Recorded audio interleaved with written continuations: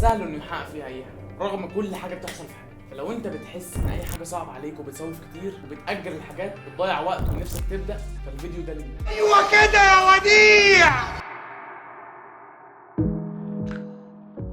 اول حاجه يا جماعه، انا اصلا وانا بكتب الفيديو ما كنتش قادر اكتبه، يعني كنت عايز اعمل حاجه تانية، بس استخدمت الاساليب اللي في الكتاب اللي هنتكلم عنها النهارده، واللي هي حاجه مش مستحيله، بالعكس دي سهله جدا. هات بقى ميه، شاي، اي حاجه، او ما تجيبش حاجه يا عم، بس المهم تركز معايا. في كتاب العادات الذريه الكاتب جيمس كلير بيتكلم عن ازاي تخلي حياتك سهله، ازاي تخلي حياتك سهله وتعمل اي حاجه فيها بسهوله وما تاجلش اي حاجه، وازاي لما تيجي تبني عاده معينه يبقى سهل عليك، ولما تيجي تبطل حاجه معينه برضه يبقى سهل عليك. بس احنا في الفيديو مش هنتكلم عن التسويف وبس، احنا هنتكلم كمان ازاي تخلي الحاجات سهله بحيث انك ما تسوفش، او التسويف يبقى قليل كمان، وحاجات تانية غير التسويف او التأجيل. الكاتب بيقول ان البشر بطبعهم بيعملوا الحاجات اللي الجهد فيها اقل، يعني كتير مننا حاول يعمل حاجه معينه بس بيلاقي ان هو بيأجل وما بيعملهاش. بس المخ لو قدامه حاجه تانية اسهل اكيد هيحب انه يعملها، مش هيعمل الحاجه التانية اللي هي الصعبه. ممكن تبقى هي مش صعبه اصلا بس في حاجه اسهل منها، لان المخ معمول على انه يوفر الطاقه. يعني لو انت بتعمل حاجه فيها طاقه فالمخ بصوره طبيعيه هيحسسك انها صعبه عشان ما تعملهاش، عشان يوفر الطاقه، ويقول لك خلينا قاعدين احسن نشرب لنا حجر شاي. قول السؤال تاني. ويقول لك خلينا قاعدين احسن نشرب لنا كوبايتين قهوه ولا نعمل اي حاجه. الكاتب هو اللي بيقول كمان، مع ان ممكن الحاجات دي تبقى اصلا سهله، والدليل على كده ان معظم السلوكيات اللي انت بتحب تعملها او اصلا بتعملها وانت مالكش مزاج، حاجات بقى زي انك تقعد على الفيسبوك، تقعد على التيك توك، تقعد على الانستجرام، او تتفرج على التلفزيون، المهم تعمل اي حاجه هتلاحظ انها سهله، اسهل من اي حاجه تقريبا، انت ما بتحتاجش مجهود عشان تعملها. يعني الفرجه على التلفزيون، تيك توك والحاجات دي، واظن انت فاهم يعني كل ده. اظن انت فهمت ليه دلوقتي ممكن يبقى في حاجات صعبه. كل تحدي بيوصلك للهدف اللي انت عايزه انت بتحس انه صعب، هو من اسمه اصلا تحدي، انت بتحس ان هو حاجه صعبه، بس المخ برضه بيوفر الطاقه، فده السبب اللي انت عشانه بتعمل الحاجات دي. يعني الفرجه على التلفزيون والتيك توك والحاجات اكيد سهله، فازاي بقى تخلي الحاجات التانيه اللي انت شايفها صعبه، ازاي تخلي الحاجات اللي هتوصلك لهدفك واللي انت مش قادر تعملها وشايفها صعبه اسهل منها كمان او بمجهود اقل، وفي نفس الوقت ازاي تخلي الحاجات اللي انت عايز تبطلها سهل ان انت تبطلها. يعني من الاخر كده تخلي كل حاجه سهله بطريقه سهله وبمجهود اقل، عشان في ايام انت مش بتبقى قادر تعمل حاجه فيها. الكاتب هنا بيقول لنا الموضوع سهل جدا، يعني من الذكاء بدل ما تحاول تقاوم الصعوبه انت تشيل الصعوبه اصلا. ركز بس معايا، استنى بس. واول الخطوات عشان تعمل كده هي انك تنظم البيئه اللي حواليك، لان بس الموضوع سهل ببساطه. عشان تخلي الفعل سهل وتشيل الصعوبه يبقى لازم اعجوبه. لا بهزر، الموضوع ان انت تنظم البيئه اللي حواليك بحيث ان هي ما يبقاش فيها صعوبه اصلا. انا نقلت التصوير عشان ايه؟ يعني يكون الفيديو احسن والاضاءه بتاعته احسن.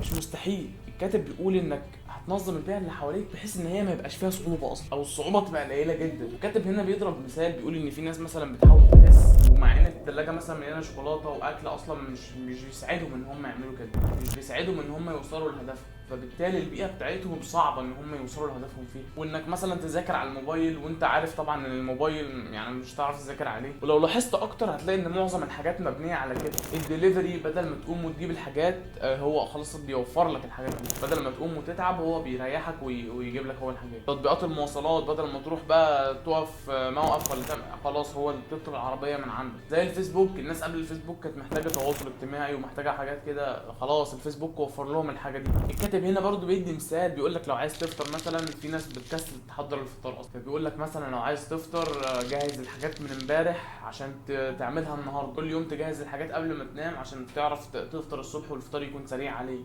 بحاجه بسيطه. بس هنا الكاتب بيقول لك ازاي تنظم بيئتك بحيث ان ما يكونش فيها صعوبه. انت هتعمل الحاجه دي غصب عنك اصلا، مش هيبقى في حاجه قدامك غير ان انت تعملها. مثلا شيل الاكل اللي هو الشوكولاتات والحاجات اللي هي الاكل اللي مش هيساعدك على كده، على ان انت مثلا تخس مثلا، تحط اكل تاني فكره بنفس الفلوس. يعني كده خليت فيه صعوبه كبيره للعاده الوحشه وخليت العاده الحلوه اسهل، فانت مش محتاج تقاوم نفسك عشان تعمل العاده الحلوه او تعمل حاجه حلوه، لان مفيش صعوبه اصلا، خلاص العاده الوحشه بقت صعبه. وزي ما بتسهل البيئه عشان تعمل حاجه حلوه، صعب البيئه برضه عشان تعمل حاجه وحشه او عشان تبطل حاجه وحشه. الكاتب هنا برضه بيدي مثال، الكاتب بيدي امثله كتير ممكن انت تدور افكار امثله برضه تعملها. المهم في الاخر ان البيئه تبقى سهله بالنسبه لك ومفيش صعوبه فيها كتير. يعني لو واحد في الجيم اكيد هيبقى سهل عليه انه يتمرن، لو واحد قاعد في بيئه كل الناس اللي فيها بتشرب سجاير او اصحابه كلهم بيشربوا سجاير اكيد هيبقى سهل عليه ان هو يشرب سجاير، ما قاومش الصعوبه دي. الصعوبه موجوده وبشكل كبير، اكيد هيبقى اسهل خالص ان هو يشرب سجاير. فالكاتب هنا بيدي مثال، بيقول لو عايز تتفرج على التلفزيون بعد ما تتفرج مثلا افصل التلفزيون،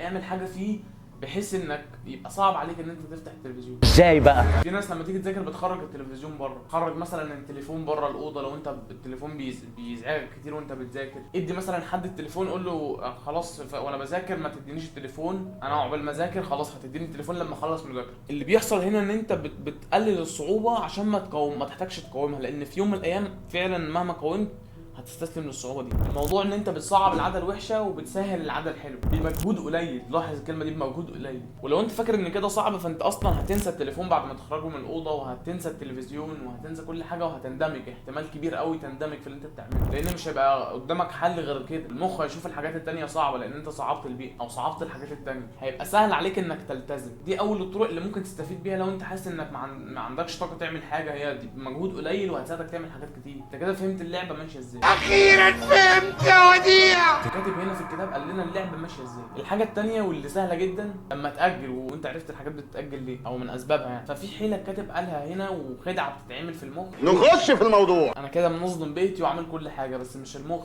بيحب يوفر الطاقه او بيحب يعمل الحاجه الاسهل. يبقى انت هنا هتضحك على المخ. في حيله اسمها حيله الدقيقتين او قاعده الدقيقتين، مش القاعده البلدي اللي هي، لا انا قصدي يعني قاعده. لازم تعرف ان العادات هي اللي بتتحكم في يومك بنسبه اكتر من 90%. في بعض العلماء قالوا اكتر من 90%. طريقه اكلك بقى، طريقه نومك، طريقه لبسك، طريقه شربك، الاكل اللي انت بتاكله، الحاجات اللي انت بتعملها على مدار اليوم، طريقه كلامك، الكلام اللي انت بتقوله. الحاجه هنا ان في ناس بتبقى متشجعه تعمل اي حاجه. مثلا اول يوم جيم، زي اول يوم جيم يبقوا متشجعين خالص. بعد تاني يوم خلاص انت عارف. وانت عارف ان المخ بيوفر الطاقه. وانت الخدعه انا بقطع ليه. نخش في الموضوع. الخدعه في كده، انت هتقول للمخ انا هعمل الحاجه دي دقيقتين بس. هتقول له بص في حاجه انا هعملها لمده دقيقتين، ايا كان بقى الحاجه دي، تمارين، اي حاجه، المهم قرايه، المهم ان انت لمده دقيقتين. المخ هنا طالما هو بيوفر الطاقه وطالما هو شايف الحاجه دي سهله فهيشوفها سهله. ايه المانع يا عم نعمل دقيقتين عادي، ما طالما الحياه سهله كده والدنيا سهله. الخدعه هنا ان انت هتعمل الحاجه دي من غير مجهود ومن غير مقاومه، والمخ هيدخل فيها عادي. واحتمال كبير قوي تندمج في الحاجه دي بعد كده وتقعد اكتر من دقيقتين. بس في ناس ممكن تقول ان دقيقتين قليلين على التمارين، دقيقتين قليلين على القرايه، دقيقتين. بس هنا الكاتب بيقول لك ان الدقيقتين دول هيعودوك على الاستمرار. مش شرط اصلا تعمل الحاجات دي ساعه. انت هدفك ان انت تعملها ساعه مثلا، او تقرا 50 صفحه، تقرا 100 صفحه. ما هو بيدربك على عاده الاستمرار، ان انت تعملها دقيقتين بس في الاول تعود. انت كده بتعود المخ على عاده الاستمرار، ان انت تستمر بتعملها كل يوم، لان العاده بتتبني بالتكرار. انت هنا بتقول للمخ، انت هنا بتعود بس دماغك ان هو خلاص ايه ده كل يوم بيعملها لمده دقيقتين، كل يوم بيعملها وبتدخل في المود بسهوله وبتبدا بسهوله، لان المخ بيقول دقيقتين وخلاص. الحيله هنا ان انت بتعمل الحاجه باقل مجهود لدرجه ان المخ يتكسف انه ما يعملهاش. يعني في ناس بدات بانها تقرا كلمه بس. الفكره هنا ان المخ عادي بيستسهلها. والكاتب هنا بيقول لك لما تبني عاده بقى الاستمرار وتستمر خلاص عليها، والمخ يتعود ان انت تستمر عليها، ممكن تبقى تزود بقى الكميه، ممكن تبقى تزود الوقت. لو انت عايز تكمل في الدقيقتين، بعد الدقيقتين كمل. بس المشكله هنا ان انت حماسك ممكن يروح. لو حماسك راح اكيد هتكمل دقيقتين، انت برضو مستمر على الدقيقتين لان هم سهلين جدا. انت هنا بنيت عاده الاستمرار وان انت تخش في العاده بسهوله. بعد شويه بقى ممكن تكتر الكميه، تزود الوقت. هو ده اللي الكاتب بيتكلم فيه. الكاتب بيتكلم ان دقيقتين احسن من ولا حاجه، فما تزعلش خالص من الدقيقتين لان هم احسن من ولا حاجه. الكاتب هنا مسمي الفصل ده امشي قدام احسن ما تقف. ان انت تمشي احسن ما تقف. والرسول صلى الله عليه وسلم قال ان احب الاعمال الى الله ادومه وان قل. وفعلا كلام الرسول صلى الله عليه وسلم صح، ما توقفش حتى لو قل. واظن ما فيش حد هيفيدك اكتر من الرسول. الكاتب هنا برضو بيديك شويه نصايح كده ان انت تخلي العاده الصعبه مستحيله، بحيث ان انت ما يبقاش في حاجه قدامك غير الحاجات الحلوه. بيقول لك مثلا، الكاتب هنا بيضرب مثال، بيقول ان انت لو مش عارف تنام والتلفزيون بتتفرج على التلفزيون قبل ما تنام، والتلفزيون مش بيعرف يخليك تنام، مش بيخليك تعرف تنام، يعني ان انت مثلا تخرج التلفزيون بره، تحطه في اي حته، تحطه في الصاله بقى، تحطه في اي حته، المهم ان انت تعرف تنام. هو ده الاهم، ان انت تسهل بيتك. انت مش بتحرم نفسك، بس ده وقت النوم. لو انت بقى مش قادر تنام والتلفزيون شغلك، خلاص ما فيش حل غير ان انت تعمل حاجه غير زي كده. يعني عملوا تجربه مشهوره جدا ان بيجيبوا ناس وحطوهم في اوضه، رجاله وستات، وفي زرار كده صاع كهربي، اول ما تدوس عليه بيكهربا. بعد 5 دقايق ولا حاجه معظم الناس قعدت تدوس على الزرار ده من كتر الملل. فانت خلاص من كتر الملل اصلا انت مش هيبقى قدامك غير كده. بعد كده الموضوع مش هيبقى بالنسبه لك ممل. الفكره هنا من الفيديو وملخص الفيديو ان انت حتى لو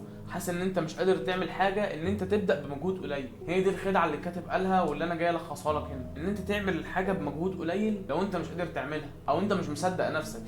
في حاجه اسمها ان انت تصدق نفسك. كل ما انت تقول انا هعمل حاجه وما تعملهاش، المخ هنا بيترجم ان خلاص بيتعود ان انت كل ما تقول هتعمل حاجه وما بتعملهاش. فانت هنا لا، انت بتقول هتعمل الحاجه في زي قاعده الدقيقتين دي، انت بتقول هتعمل الحاجه وبتعملها. انت بتعود المخ ان انت تعمل الحاجه، بعد كده هتبقى تستمر براحتك. تخلي العادات الوحشه او السيئه يعني صعبه والعادات الحلوه سهله. كده هيبقى في شويه جهد وانت بتعمل الحاجه نفسها، بس مش هيبقى في جهد مثلا ايه وانت بتلتزم بالعاده. انت هتدخل فيها بسهوله عادي، هتبدا فيها بسهوله. انا مش بحبطك، انا بقول لك انت بعد كده هتحب الحاجات دي. وزي ما انا فدتك في اخر الفيديو، انت كمان لو الفيديو عجبك بجد، لو عجبك اعمل لايك وشير وسبسكرايب. والفيديو ده بيقول لك ازاي تنظم بيئتك لو عايز تشوفه. ما تنساش توري الفيديو لاصحابك عشان تشجعهم برضو لو انت شايف الفيديو مفيد.